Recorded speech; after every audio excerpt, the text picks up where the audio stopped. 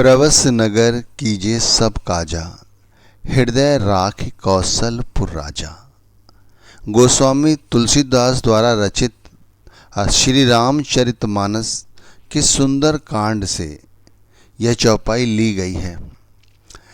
जब हनुमान जी माता सीता की खोज में निकलते हैं तब लंका में प्रवेश करने से पहले लंकिनी नाम की निश्री से जब उनका संवाद होता है और जब उनको वो लंकिनी बताती है कि ब्रह्मा जी ने उसको बताया था, वरदान दिया था कि जब एक कपि के संहार से तुम मूर्छित हो जाओ तब तुम्हें जान लेना कि इस लंका का संहार होने वाला है। तो हे रघुवीर के दूत श्री हनुमान जी, श्री पवनसुत, प्रवस नगर कीजिए सब काजा, हृदय राख कौशलपुर राजा। उस समय ये चौपाई गोस्वामी तुलसीदास जी ने लंकिनी के माध्यम से हमें समझाई है। इस चौपाई को यहाँ आपके साथ मैं इसलिए शेयर कर रहा हूँ कि इसके अंदर एक तत्व छुपा हुआ है। ये तत्व वाकई में बड़ा गूढ़ है, रहस्यमयी है।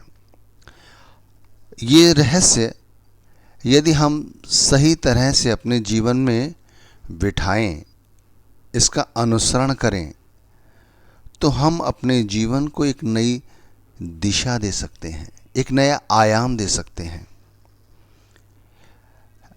2-3 पंक्तियों की है सारी चौपाई, लेकिन गोस्वामी तुलसीदास जी ने इस चौपाई में इतना कुछ कह दिया है कि शायद लोग वेद पुराणों का बखान सारी उम्र करते रहें, लेकिन इस चौपाई की तुलना नहीं की जा सकती।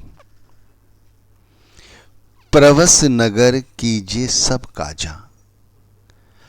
अयोध्यापुरी के राजा भगवान श्री राम, जगत के तारणहार भगवान श्री राम, जानकी नंदन के पति श्री राम,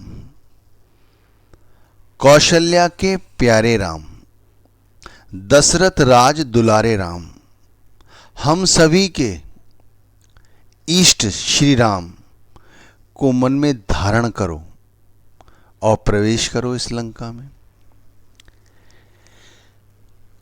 तो आपके सारे काम बन जाएंगे, सारे मनोरथ सिद्ध हो जाएंगे। क्या मनोरथ था हनुमान जी का? सिर्फ माँ जानकी की, माँ सीता की सुधि प्राप्त करना। इसी तरह हम क्यों ना इस चौपाई का कुछ फायदा उठाएं। मैं तो कहूँगा बहुत कुछ फायदा उठाएं। यदि हम इस चौपाई के माध्यम से ये समझें कि वो लंकिनी नाम की निश्चरी जैसे भगवान हनुमान जी को ये समझा रही है कि अपने हृदय में उस कौशल राज के राजा, उस भगवान श्री राम को हृदय में धारण करके आप लंका में प्रवेश करो और जिस काम के लिए आप निकले हो और मनोरथ सिद्ध करो। इसी तरह हम अपने हृदय में उस कौशल राज भगवान श्री राम को अपने हृदय में धारण करके हर काम करें तो हमारे भी सारे मनोरथ सिद्ध होंगे, पूरे होंगे। यकीन के साथ कहता हूँ, सारे काम सफल होंगे, सारे मनोरथ सिद्ध होंगे, हमारे सारे स्वार्थ बनेंगे और स्वार्थ के साथ साथ हमारे परमार्थ भी बनेंगे। करना क्या है? सिर्फ इस हृदय में उस परम पिता परमात्मा को बिठाना है, हृदय में उनको धारण करके हमें अपने हर काम करने हैं। आप सोचते होंगे ये बड़ा कठिन कार्य है। कुछ कठिन कार्य नहीं है, बड़ा सरल है। बस एक बार प्रीति होनी चाहिए भगवान राम से जुड़ने की, उस परमात्मा को पाने की। फिर क्या है? अरे हमने अपने इस हृदय में पहले से ही इतना कुछ भर रखा है, माता पिता, परिवार, कारोबार, समाज, देश। अरे भाई, इन्हें थोड़ा सा अलग हटा के उस परमात्मा को तो बिठाना है। पर ये नहीं कहते आप इन सब की उपेक्षा करो, उपेक्षा नहीं करनी है। ध्यान रखना, हम इस समाज में आए हैं, इस संसार में आए हैं, तो हमारे जो भी दायित्व हैं, कर्तव्य हैं, उन्हें हमें पूरा करना है। सूरमा बन के करना है, पूरा बहादुर बन के पूरा करना है। उनसे पीठ नहीं दिखानी है, लेकिन इस तरह के साथ हमें रहना है जैसे कमल का फूल रहता है पानी में, लेकिन उसकी एक भी बूंद उसकी पंखुड़ी पे नहीं ठहरती।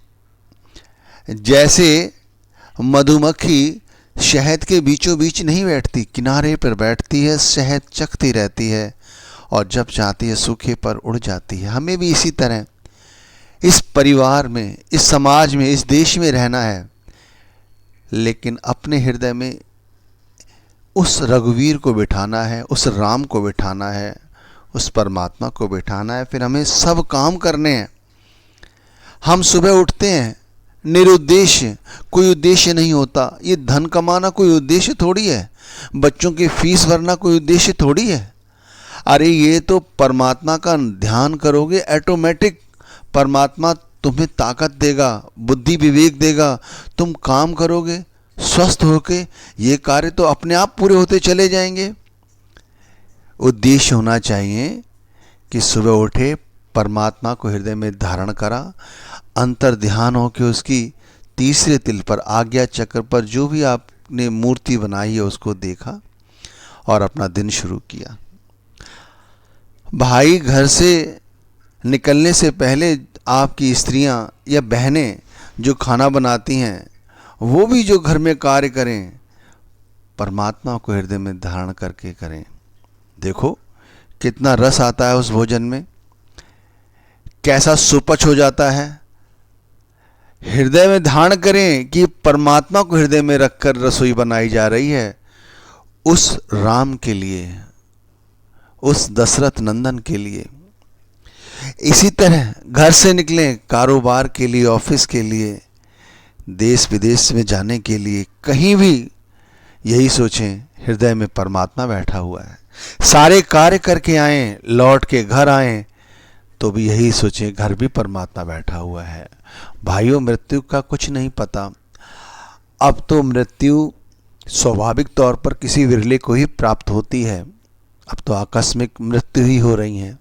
आप देख लो कब हमारी बारी आ जाए, कौन सी श्वास हमारी आखिरी हो, हमें नहीं पता। इसलिए उस परमात्मा को वाकई में याद करो, उसे धारण करो। प्रवस्य नगर कीजय सब काजा, हृदय राख कौशलपुर राजा। अयोध्यापुरी के राजा श्री रघुनाथ जी को हृदय में धारण रखकर नगर में प्रवेश करके आपके सब काम सिद्ध हो जाएंगे। हनुमान जी ने वही किया। देखो किस तरह से माता का पता जाना और किस तरह से लंका का विध्वंस किया।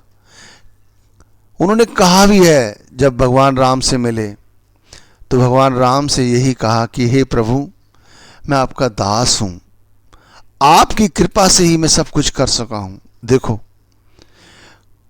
तो तनिक भी उन्होंने अपना नहीं दिखाया, बल पौरुष की मैंने किया, आपने किया।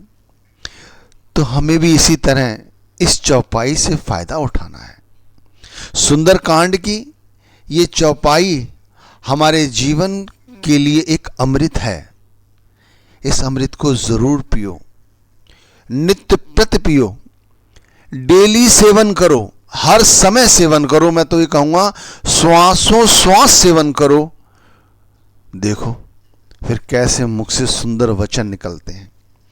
हर तरफ तुम्हें अपने प्यारे ही नजर आएंगे, कोई शत्रु कोई नहीं नजर आएगा। लोभ और लालच की कामना ही हमारे मन में 24 घंटे चलती है। उस कामना में रघुवीर बैठ जाएंगे, वो राम बैठ जाएंगे। धन्यवाद।